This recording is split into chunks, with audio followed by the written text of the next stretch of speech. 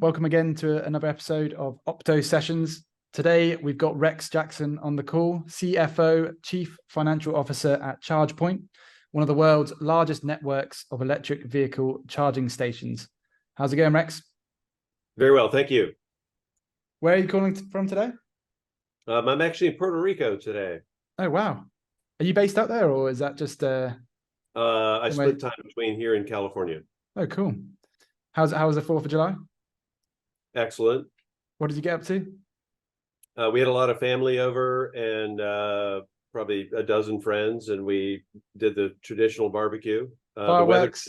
The weather, yeah. Well, the fireworks, it was overcast, so we couldn't do fireworks. Okay. Yeah, great. Again, to have you on the show. Thank you for giving the time for us to have a conversation. I thought we could just start off, just if you could give us an overview of ChargePoint and explain the sort of unique value proposition you have in the marketplace. That'd be great. Happy to do that. So if you think about EV infrastructure, it needs to be two things. It needs to be highly functional, reliable hardware, but then it needs to be connected, right? It needs to be connected by software. And the reason for that is you want to control who has access, how do you want to price it, how do you schedule it, how do you reserve it when you get kicked off, et cetera. And then the other big thing is how do you manage power, and then how do you manage excuse me, how do you manage power, and then how do you also proactively manage it so that the infrastructure works. So what we do is we have a deeply rooted belief in 4 words, which are probably a mouthful, but there's ubiquity. We want to be everywhere, right? Accessibility, which is you need to be able to find it. Hence, application in the phone. Everything's connected. Think of a charging infrastructure as a bunch of little cell phones sitting out there talking to a network. Yep. You want to be able to find it. Once you get there, you want it to be easily usable. So payment infrastructure, tap to charge, that sort of thing. And then in the end, it's got to work. So reliability. So ubiquity, accessibility, usability, and reliability. Can you take us through the business model? Like how do you make revenue? Like what's involved?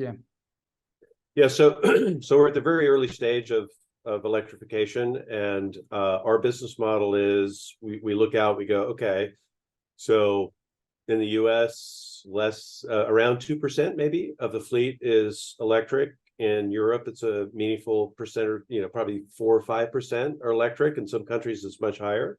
Wow. So you're at the very, very early stages of this, but the bottom line is the key word is infrastructure. This is something that has to happen. It has to be everywhere.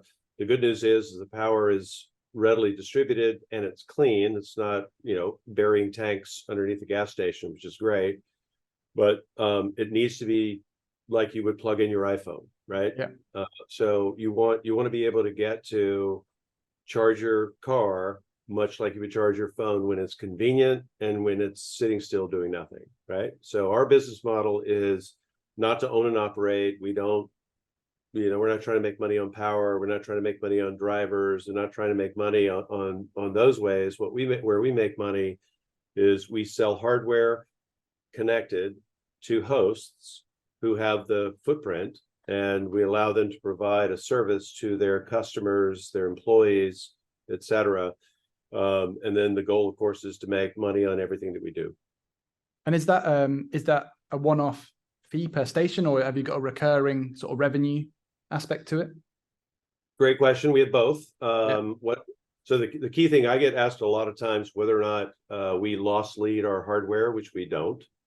Do we sell our hardware with our software? We don't do that either, right? So what we do is we put in infrastructure. We make margin on that as a hardware company. I'd like to say we're like Cisco, but we're not yet. But you make money on your hardware, and then you make a recurring fee, to your question, from a software and support perspective. Okay. And what exactly does the software part of it do? What helps? It helps them manage their infrastructure in some way. Yeah. I mean, so imagine you decide to put charging in your forecourt. You could put it in your office. You could put it outside your grocery store. You could put it outside your theater, your shopping mall, et cetera. So it's like a water hose running in your parking lot, and it costs you a bunch of money. So do you want to manage who has access to it, what you charge them, how long they can park, the power that your overall infrastructure is using, because peak power is a bad thing, right? So what we allow you to do is to slot in our infrastructure into what you're doing, control who gets it. You can put incentives around it. You can provide it for your employees if you want to. You can charge, much like Wi-Fi, if you're a hotel, you could charge a fee for it, those sorts of things. So it's all about access management, power management, and then the thing I mentioned earlier, which is you need to be able to manage the infrastructure so you know what's up and running.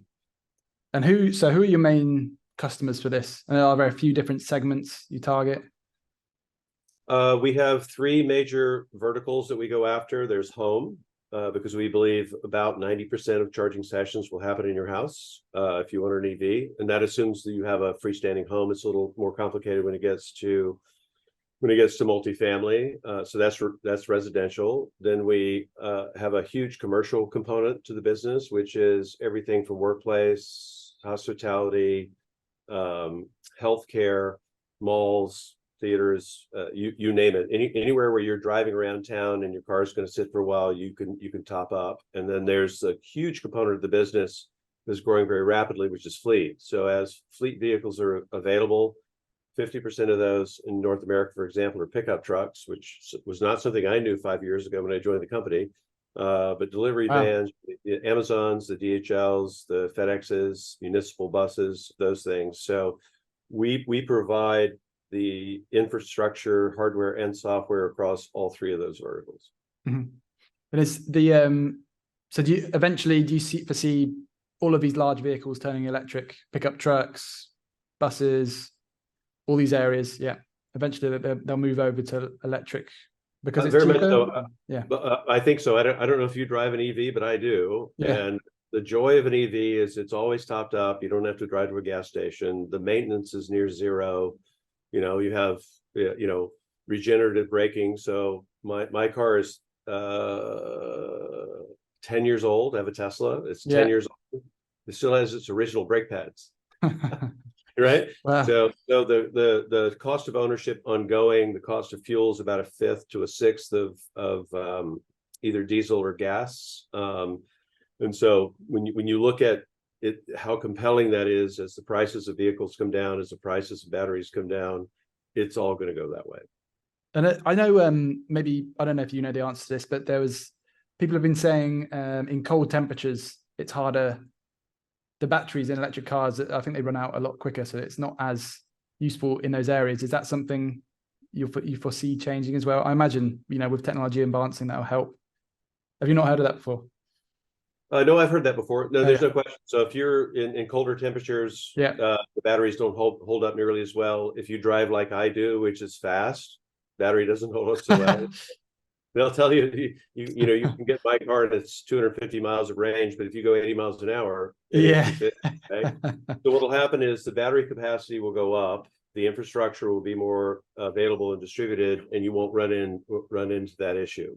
But but there's no question that physics says if you're in northern Norway, right, you're going to get less range. Okay, but it will eventually, things will get better, and it will be applicable there too. And so I had a question about some of your main competitors like Blink. Are there some areas of differentiation that you think sets yourself apart from these sort of other companies? Well, that's kind of a homer answer, but yes, I think there are a lot of differences, and I think the biggest difference is scale, right? So and we also have breadth. So you're the market leader in North America. If we walk into a customer, we don't say, I'm hoping all you have is nails because I sell hammers, right? Bad. So we walk in and go, we can do something that's a simple wall mount all the way to a distributed architecture that can provide you a megawatt of power if you really want that, right? So the sheer product breadth is a huge differentiator between us and anyone else.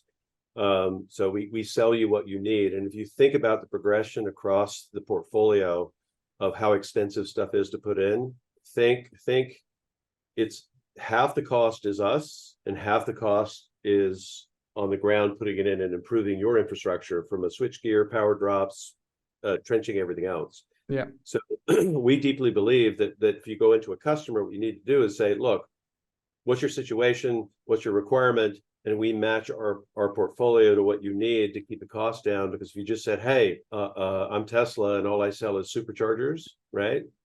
That's a one-trick pony. You don't want to do that, right? Yeah. You want to shape the infrastructure for the customer's need. And then on the back end, I mentioned my 4 favorite words. The last one was reliability. It's got to work. So if you don't have service and support to keep stuff up and running, you're not going to be successful. So those are the big ones. And then the nice thing is also, we're, as we call it, capital light. We don't own the infrastructure, which allows us to be much broader and to support the fundamental service that we provide. We don't have to own and raise a bunch of capital to support it. And so part of your revenue stream is also servicing repairs for the units that you install.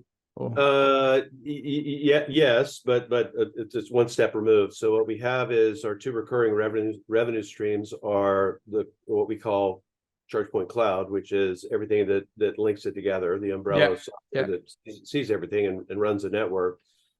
Then we have a product, we call it Assure, think Apple Care, which is look, whatever happens, we'll make sure, we'll see it, we'll get it back up and running. We don't make money there. We actually lose money when we fix it, but we make money when we sell the support. Yeah. Okay. And we were talking about competitive differentiation. Have you got some long-term strategies about how you maintain a moat, or even sort of double down on a moat so you cement your positioning long-term in the market? I very much think so. So I think if you think about ubiquity and accessibility and usability, our reach is significant. And there are a lot of customers who go, well, I don't have just one problem to solve. I have multiple problems to solve, and I'd like for them to be networked in a way that I can manage them seamlessly. So I think that's huge. We have really good relationships with the auto OEMs, where we're in their dash. We can do some co-branding stuff with them, et cetera. So we're very, we have a lot of tentacles out in the market. And we have a large transaction that we actually announced, which is with Mercedes-Benz. Yeah. So A, we're in their dash. B, we're at their facilities. My favorite picture is, to mention, it has nothing to do with your cold comment before, but we're in the frozen tundra up where one of the racetracks is, and it's like, boom, there's a fast charger, right? So we can fundamentally be their partner across all of their needs. As an OEM, we're supporting their dealers. Dealers have been great over the last couple of years. So, the ability to do that and do that reliably, the thing we announced, which is their desire to do some networking across, fast charge networking across North America.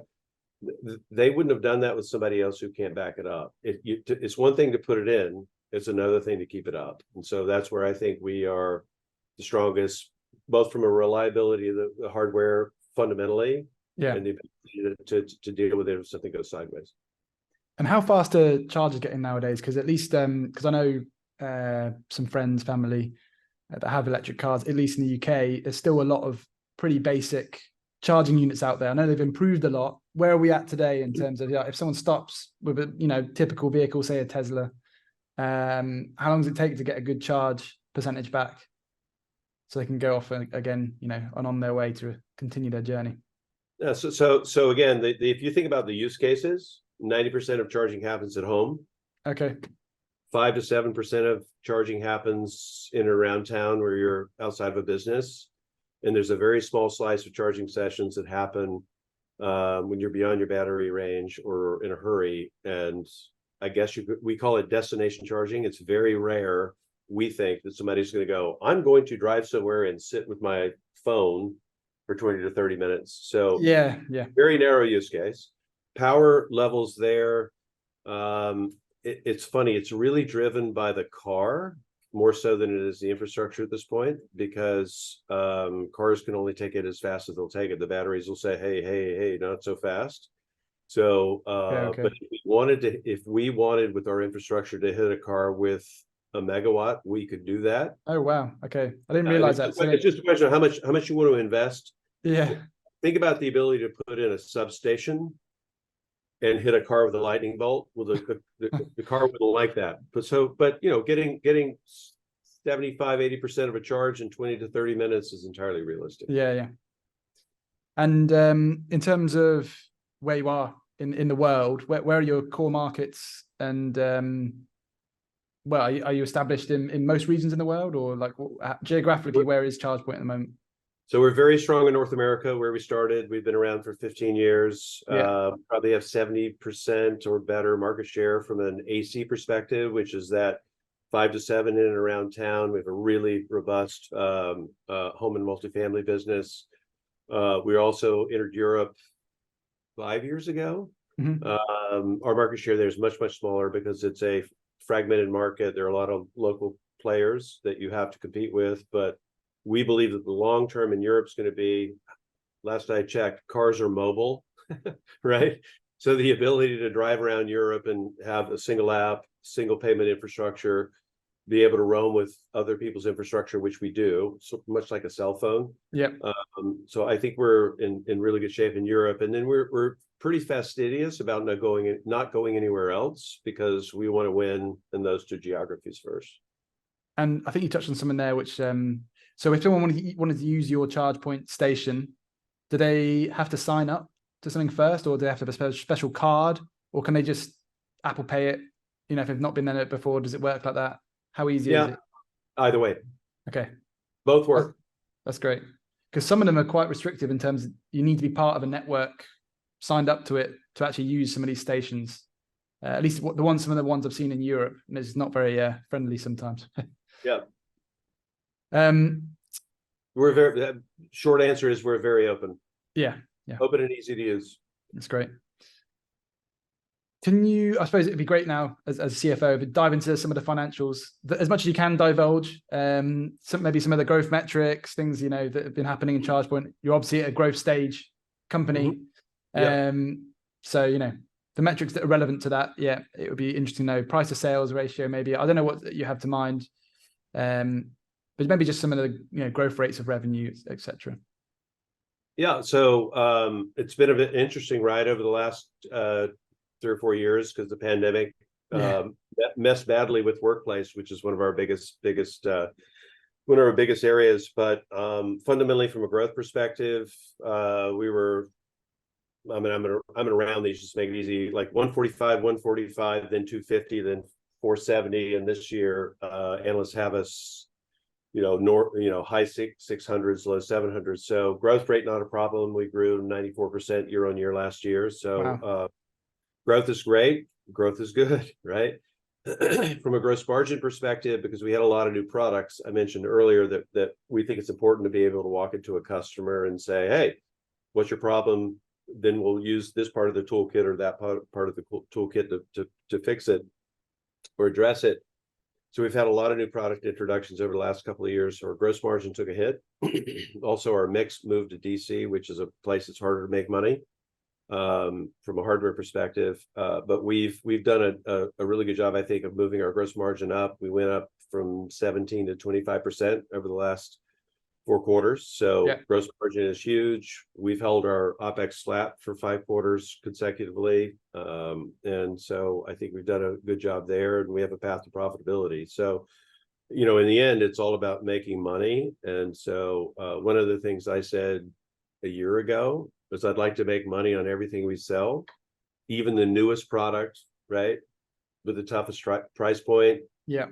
And we've crossed over on that. So those are the big ones. The other ones are, if you think about the way our business works, and this is the importance of software, if you have a networked charging infrastructure, how many different types of management software do you want to manage not only the infrastructure, but also power, access, pricing, the whole 9 yards? Mm-hmm. You really want one, right? So the whole land and expand thing is huge. So we've got a really nice slice of the, if you look in the US, for example, the Fortune 50, the Fortune 500, we're north of 50% on both. And these people keep coming back. Yeah. So about 60% of our business is rebuy. So that's how we structured the business, and that's how we measure it. You said you had 70% market share in North America. That's on the AC commercial front. Okay. So, but you are, the market leader in many of these different verticals. Yeah, we're in we're America. top 3 on fast charge. We're in the top 4 on home. Home's a consumer product that you can imagine. But yeah, we're extremely well placed in North America, and we think if you think about the European market, there needs to be someone who can basically cross borders, and I think we're the only ones that can do that. So could we touch on what you anticipate to be the main growth drivers over the next 12 to 18 months? Are there a few areas that you sort of think are going to drive the growth rate forward? Sure. So our business is 100% driven by vehicles. If we have a chart in our investor deck that I won't take credit for, even though I should, but it literally says the adoption of passenger vehicles in North America, for example, and our revenue, and they correlate beautifully, right? So the EV market. So you're just tracking with that. EV passenger cars directly drive our business. So if that slows down, we readily admit we'll slow down. If that accelerates, we'll go with it. The other big one is from a fleet perspective, the manufacturers are having serious trouble getting vehicles out there. So the one place they've done well is in the municipal electric bus market. That's actually going quite well for the municipalities, and we participate beautifully in that. If you look at pickup trucks, for example, I'm on the sidelines going, go Ford Lightning. They just need to get the vehicles out there. And then I think the hole that we're most anxious about is medium size, think delivery vans and box trucks kinds of things. That's a huge driver for us. So as go vehicles, so goes our company. So that's the biggest drivers there.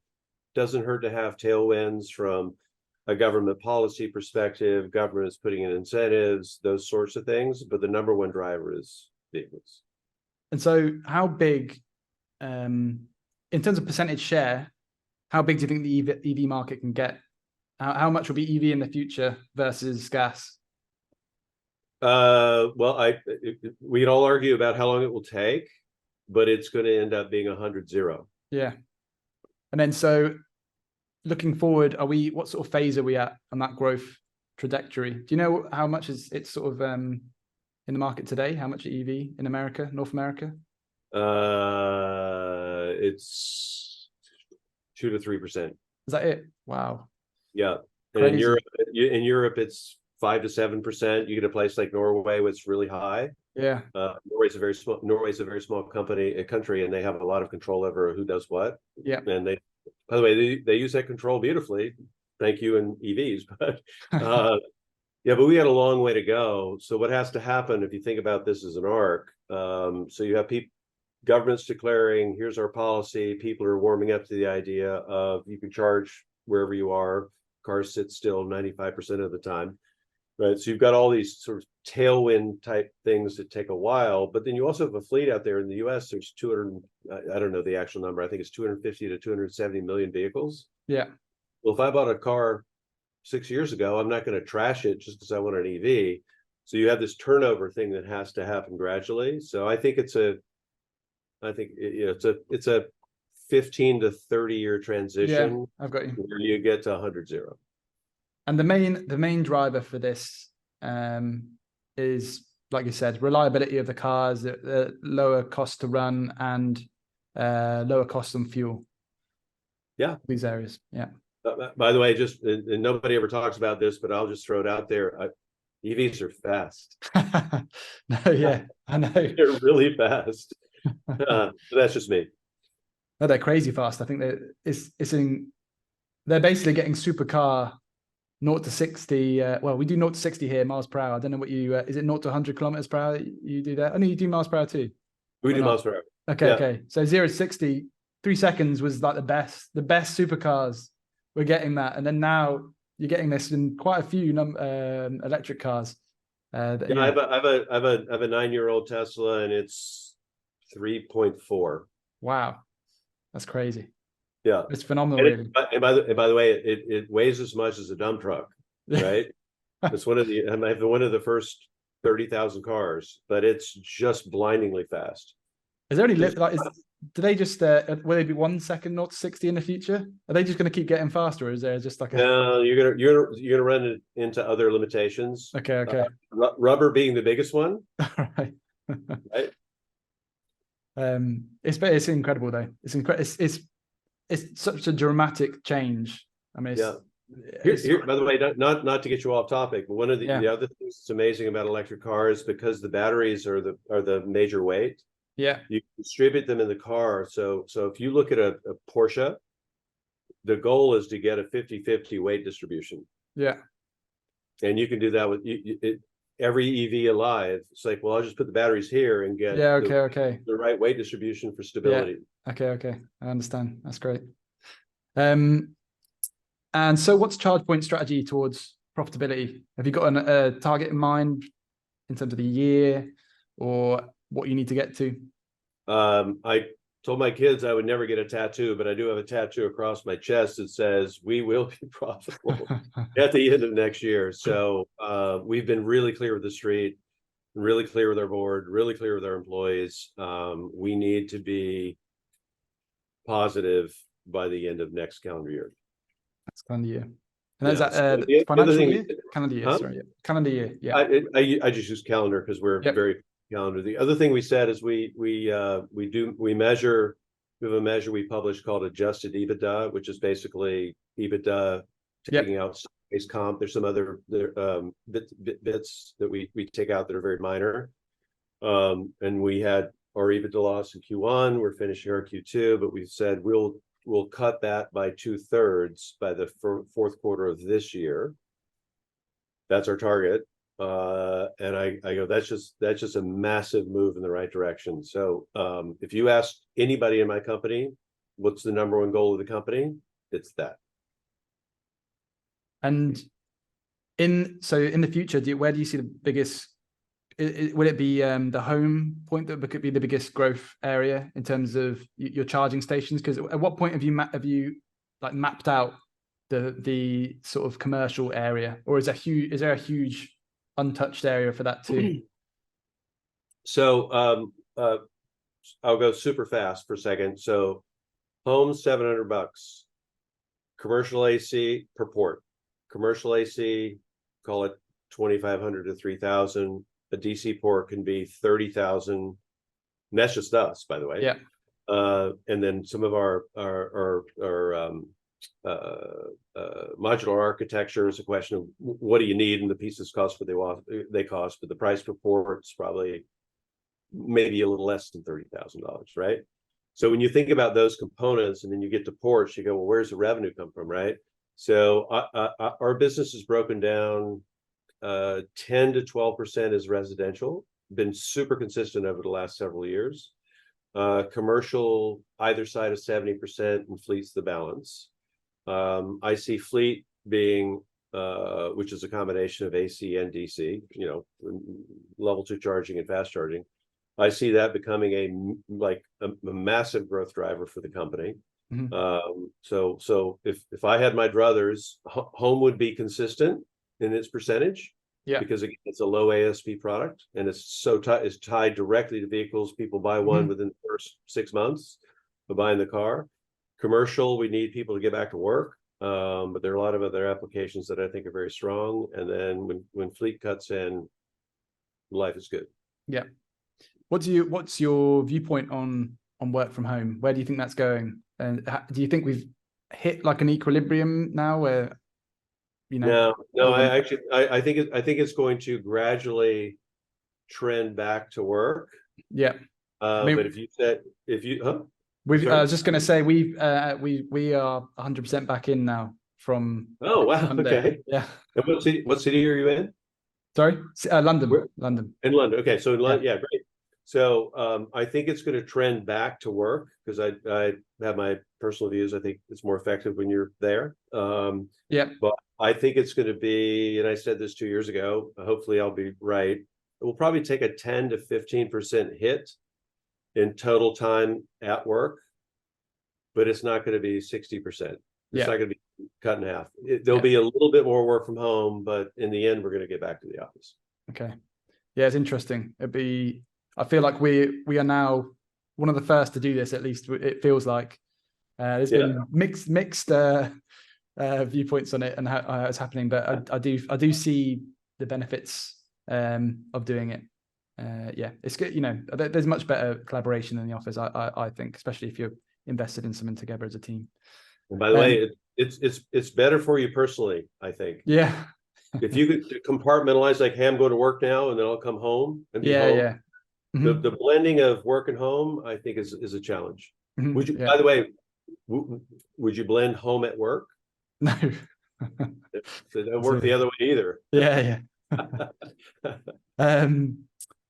So there's a recent development recently. Rivian, Ford, GM joining Tesla's Supercharger network. Blink and ChargePoint offering chargers with Tesla's connector as well. That was a development, I believe, unless I'm wrong. What are the implications of this move for ChargePoint? What's are there any other changes you foresee going forward? Yeah, so I'm gonna speak for me here because I feel very strongly about this. Yeah. I think the world is missing the mark on this one. So I just went to a wedding of all places, Belgrade, and realized that I forgot to bring an adapter. Right? Yeah. So I had the wrong plug. So oh Jesus, I had the wrong plug. But what happens behind the plug doesn't change based on the plug. Yeah. Right. So I think the Tesla thing is, and by the way, 70% of the charges on our network are Teslas. So it isn't like we don't do Tesla. Yeah. Right. We charge everything. Right. So we're like delighted if, whenever Teslas want to show up, we'll charge them. Right. Yeah.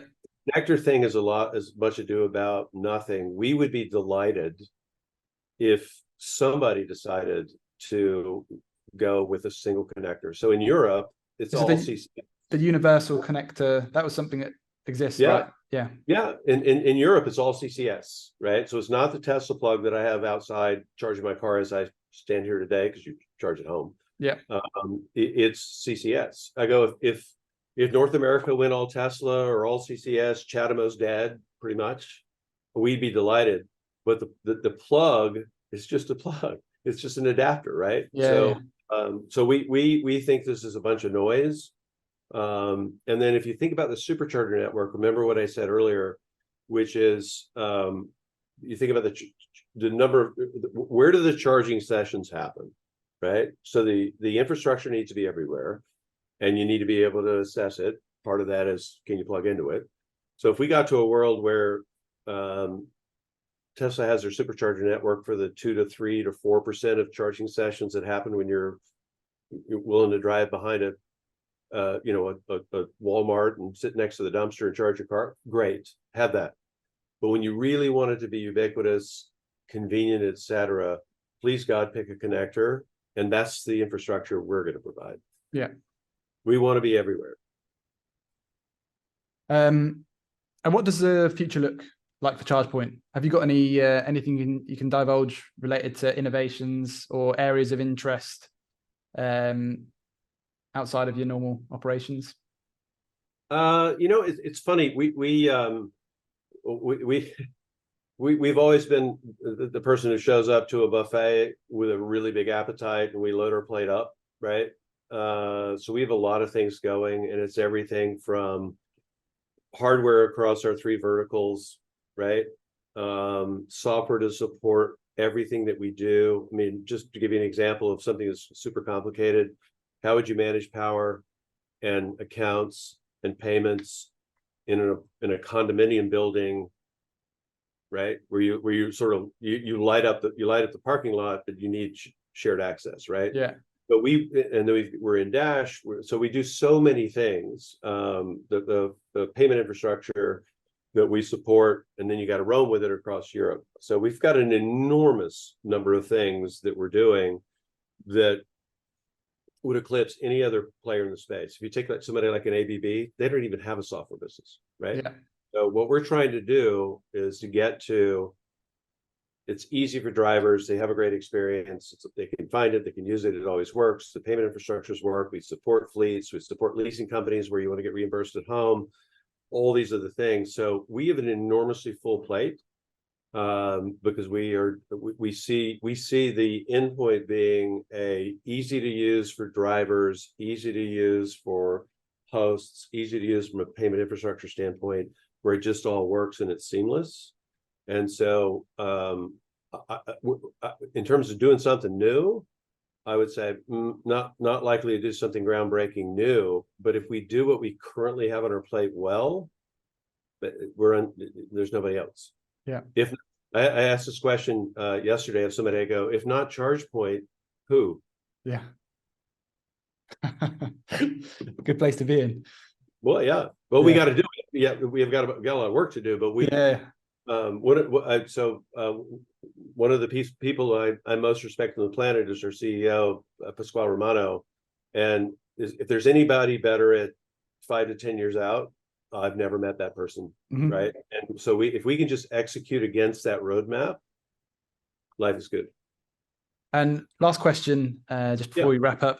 So if EVs are on their growth trajectory in the moment, say for the next 20 years or something, when do you think is going to be the fastest acceleration of that growth? Is it going to be the next 2 years, or is it going to be in a couple of years' time? When is that sort of mass market? Because if you're saying there's only 2 to 3 market penetration at the moment, at some point you're going to get a dramatic shift. When do you foresee that? So I think there's some. It's going to be a little bit jolty. If that makes sense. When I joined the company 5 years ago, the mantra was, in a couple of years, and then a year goes by and you go, in a couple of years, right? And it was all about getting the cars. I think most people would agree. If you look at, just watch a set of Super Bowl ads, right? All the auto OEMs are jumping onto the EV bandwagon and creating cars. So having basic availability is a huge inflection point for the industry. Second thing is people need to buy them. Economic forces at the moment, macroeconomic forces are not as favorable for that as they should be, but I think this is a huge hump that we've gotten over. And then I think you'll see in another, and I'm talking passenger, by the way, but you'll see in another 2 or 3 years is people are going to go, well, hang on a second. If I buy a gas-powered car or a diesel-powered car now, and I need to sell it 3 to 5 to 7, 8, 9, 10 years from now, however long you hold your car, it ain't gonna be worth anything. So there's this when that seeps into the consciousness, people are gonna go, well, I don't want to buy that car anymore. So I think it's gonna charge up. Sorry about the phrase, but I think it's gonna charge up hard in the next 3 to 5 years. Yeah. And obviously there's going to be developments with the larger vehicles as well. On the fleet side for sure. Yeah. Okay. And so, and trucks, things like this. Yeah.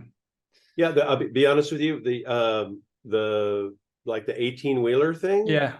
I think that's going to take a while. Yeah. Okay.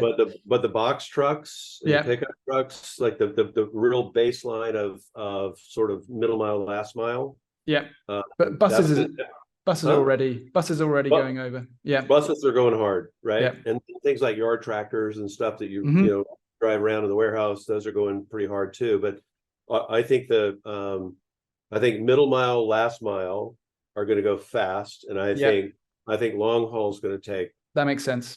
Yeah. Well, Rex, it's been great to chat. Thank you so much for giving so much insight into ChargePoint. Is there anything you'd like to say before we wrap up? Just thank you for allowing me to talk about a company I deeply believe in. I think what we're doing is great. This is my last job. Right? It's just such a fun space. You work with utilities, governments, auto OEMs, fleet man, you know, we get to work with everybody. It is the most fun space I can imagine. And when you look at the economics of it for the people on the other side, right? It's just a no-brainer. We got to go electric. Yeah, no, definitely makes sense to me as well. Where can people keep up to date with developments from ChargePoint? Is it all on the website somewhere?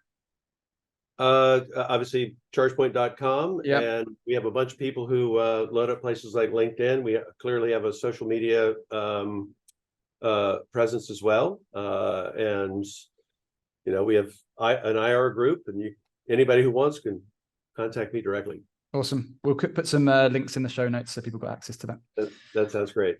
Great. Thanks, Rex. All right. Have a great day. Yeah. Hope you get a chance to do it again. Thank you. Bye.